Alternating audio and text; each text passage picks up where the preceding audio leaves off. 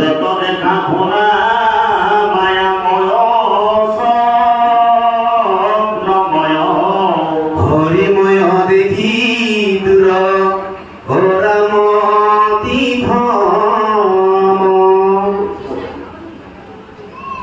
কৃষ্ণ মোৰ জন্মৰ সেৱাস্থলী বান্ধৱ আইমাতী সমস্ত আপোনালোক মহামহন্ত বৈকুণ্ঠ কাৰিকৰ স্বৰূপ গুৰুজনা একান্ত সেৱক আপোনালোকৰ দ্বাৰাই গুৰুদেৱ নামঘৰত 4 বস্তু বিৰাজমান হৈ আছে। এই শ্ৰীমন্ত শংকৰদেৱ সংঘৰ ধুবুৰী জিলা শাখাৰ সভাপতি সম্পাদক প্ৰভুজনালৈ সেৱা নিবেদন কৰিছোঁ। মূল সদস্য আমাৰ ভকত প্ৰভুজনালৈ আমি শতকোটিবাৰ সেৱা নিবেদন কৰিছোঁ। জিলাৰ বিভিন্ন সদস্য প্ৰভু বস্ত্ৰলৈ শতকোটিবাৰ সেৱা নিবেদন কৰিছোঁ। আঞ্চলিক শাখাৰ সভাপতি সম্পাদক বিভিন্ন প্ৰাথমিক শাখাৰ পৰা আহি এই ভাগৱতৰ অমিত ৰসপ্ৰাণ কৰিবলৈ ইয়াত উপস্থিত সমূহ বাদ বান্ধৱ আইমাতী শ্ৰীজনলৈ সেৱা নিবেদন কৰিছোঁ। আইমাতী কল্যাণ সমিতি সভাপতি সম্পাদিকা সেৱা বাহিনী যুৱক যুৱতীসকললৈ আমি শতকোটিবাৰ সেৱা নিবেদন কৰিছোঁ। জ্ঞানজ্যেষ্ঠ বয়োজ্যেষ্ঠ কণ কণ মাইনা মাতৃ সমস্তলৈ ভক্তি ভৰা সেৱা নিবেদন কৰিছোঁ। লগতে আজি আপোনালোকে যিজন ভাগৱতৰ ব্যাখ্যাৰ ৰসপান কৰিবলৈ কিমান পৰে উপস্থিত হৈছে শ্ৰীমন্ত শংকৰদেৱ সংঘৰ মূলৰ প্ৰচাৰক সন্মানীয় অনিল তাঁতী প্ৰভুজনালৈ আমি শতকোটিবাৰ সেৱা নিবেদন কৰিছোঁ। এই নামঘৰীয়া প্ৰভুজনালৈ সেৱা নিবেদন কৰিছোঁ। প্ৰাথমিক শাখাৰ সভাপতি সম্পাদক প্ৰভুজনালৈ সেৱা নিবেদন কৰিছোঁ। লগতে আমাৰ সভক শ্ৰীমন্ত শংকৰদেৱ সংঘৰ এই ধুবুৰী জিলা সম্পাদক বাদ জনাই আমাক বহুতবাৰ ফোন কৰাৰ পিছত আমি আচলতে কেইবাটাও অনুষ্ঠান আমাৰ আছিলে, তথাপিতো আমি দুইজনে লগ হৈ আহিলোঁ আৰু তেখেতে আজি আমাৰ সভক যোগাযোগ কৰি আপোনালোকৰ লগত যি ভক্তি ধৰ্মৰ এই দুআষাৰ ক'বলৈ আগবঢ়াই দিছে। আমি সেই সম্পাদক বাবুজনালৈ শতকোটিবাৰ সেৱা নিবেদন কৰিছোঁ। কৃষ্ণ এতিয়া বিশেষ কথা হৈছে ভাগৱত, শ্ৰীমদ ভাগৱত। শ্ৰীটোৱে আমাক জীৱন্তক বুজাইছে, মতটোৱে মত প্ৰকাশ কৰিছে। কাৰ মত? ভূতৰ মত, ভোকৰ মত, বিদুৰৰ মত। এই মহা ঋষিসকলৰ ইয়াত মত প্ৰকাশ হ'ব। ভাৱটোৱে ভাবিবলৈ কৈছে, ভাৱৰ পৰা কি হ'ব? গটোৱে জ্ঞানৰ কথা কৈছে, গটোৱে বৈষ্ণৱ জ্ঞানৰ কথা কৈছে, বতি থকাৰ কথা কৈছে, সন্নিবিষ্ট হৈ থকা কৈছে।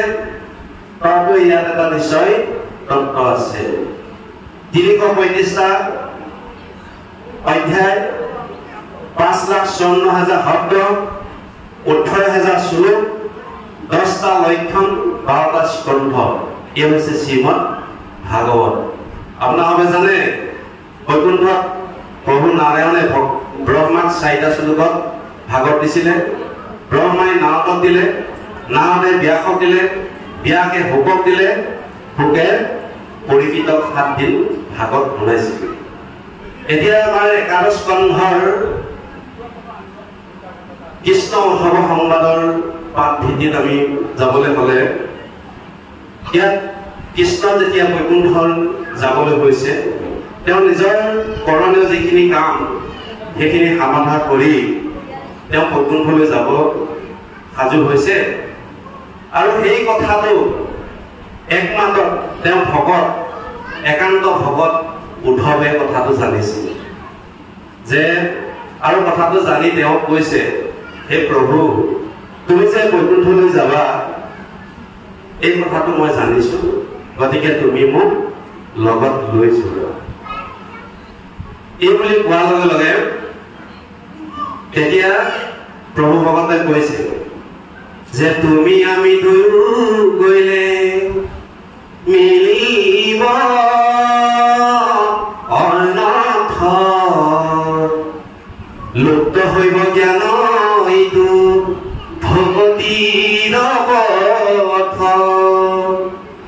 এৰা অধৰ মেজুৰিবে আখি যাইবে ভগতি ভগতি গৰাকী তুমি থাকিও সম্প্ৰতি তুমি আমি যদি একেলগে গুচি যাওঁ তেতিয়াহ'লে ইয়াত ভক্তি ধৰ্ম লুপ্ত হ'ব আৰু যেতিয়া ভক্তি ধৰ্ম লুপ্ত হ'ব তেতিয়া ইয়াত অধৰ্মই বিৰাজ কৰিব আমি যদি ভাগৱতৰ বিশ্লেষণ কৰিবলৈ যাওঁ তেতিয়াহ'লে এই প্ৰাথমিক শাখাত এই জিলা শাখাত ভক্তি ধৰ্ম আছে আৰু এই ভক্তি ধৰ্ম থকা কাৰণে এনেকুৱা এটা মহান অনুষ্ঠান আয়োজন কৰিবলৈ আপোনালোকৰ মানে সক্ষম হৈছে গতিকে আমি আপোনালোকৰ সকলোলৈ শতকোটিবাৰ সেৱা নিবেদন কৰিছোঁ কাৰণ প্ৰভু ভগৱন্তই নিজেই কৈ থৈ গৈছে যে